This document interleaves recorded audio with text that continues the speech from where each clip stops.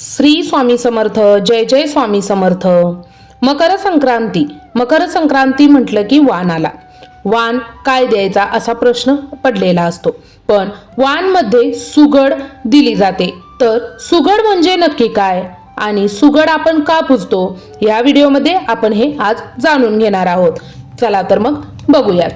खास करून नवविवाहित महिलांनी 5व्या वर्षी सुगड देण्याची परंपरा आहे. ही फार खास मानली जाते किंवा सुगड पूजन देखील केलं जातं. वेगवेगळ्या भागातील प्रथा वेगवेगळ्या असतात. ही रीत म्हणजे सौभाग्याची पूर्णता आणि स्थैर्याचं प्रतीकच असतं. आता सुगड म्हणजे नेमकं काय, तर सुगड म्हणजे गव्हाची कणस, ऊस, ज्वारी, बाजरी, हरभरा, तीळ, खोबरं, गूळ अशा धान्यांनी आणि नैसर्गिक वस्तूंनी भरलेला सौभाग्याचा काळ्या किंवा तांबड्या मातीचा एक मातीचा कलश असतो. लग्नानंतर पहिली 5 वर्षे स्त्रीच्या जीवनात सौभाग्याची परीक्षा आणि स्थिरतेचा काळ मानला जातो.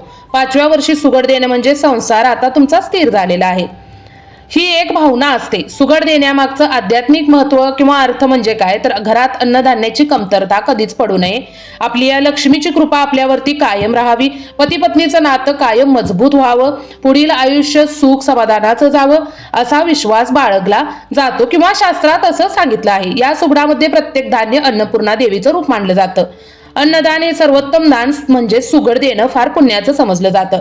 5व्या वर्षी किंवा पुढच्या कोणत्याही वर्षी नवविवाहित महिलांनी किंवा आपल्या महिलांनी सौभाग्यवती गृहलक्ष्मी म्हणून तुम्ही सुगड वाण म्हणून द्यावी. तर त्यामध्ये ह्या सर्व अन्नपूर्णा मातेचा प्रसाद म्हणून त्यामध्ये तुम्ही प्रत्येक धान्य एक एक घालून ते सुगड वाण मध्ये द्यावं.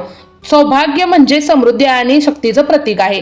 अशा सुंदर परंपरा जपणं म्हणजे आपल्या संस्कृतीचा सन्मानच. तर बघूयात, सुगड सारख्याच तुम्ही अशा सौभाग्याच्या वस्तू यंदा तुम्ही वाणात देऊ शकता. तर त्या काय आहेत, त्याचा आध्यात्मिक अर्थ आणि काही आयडिया बघूयात.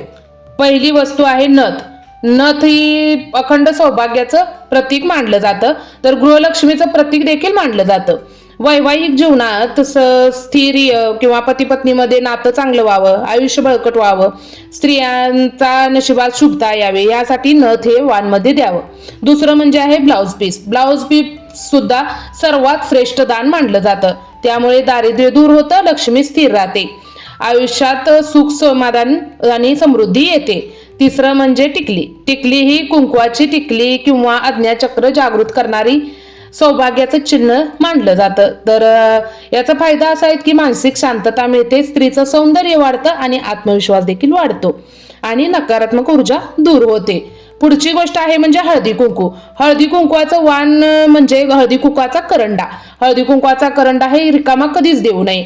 हळदी कुंकवाचे करंडे तुम्हाला बाजारात मिळतात, तर वेगवेगळ्या डिझाईन मध्ये देखील मिळतात, पण फक्त कुंकवाचा करंडा मोकळा देऊ नये, त्यामध्ये हळदी कुंकू सुद्धा द्यावं. हळद कुंकू दिल्याने हळद म्हणजे असते मंगलता आणि कुंकू म्हणजे असतं आरोग्य. तर शक्ती आणि सौभाग्यामुळे घरात शुभ वातावरण निर्माण होतं, देवी लक्ष्मीची कृपा मिळते आणि गृहक्लेश कमी होतात. तर 5वी वस्तू अशी आहे की मेहंदी. मेहंदी प्रेम, समर्पण आणि वैवाहिक आनंदच प्रतीक आहे, त्यामुळे तुम्ही मेहंदी देखील देऊ शकता आणि सौभाग्य टिकून राहतं आणि मन प्रसन्न होतं, शांतही होतं.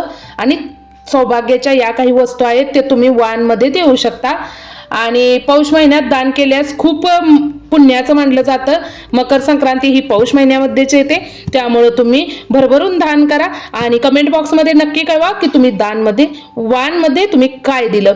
तर लवकरच भेटू अशाच एखाद्या व्हिडिओमध्ये. तोवर स्वतःची काळजी घ्या आणि लवकरात लवकर भेटू. धन्यवाद धन्यवाद धन्यवाद.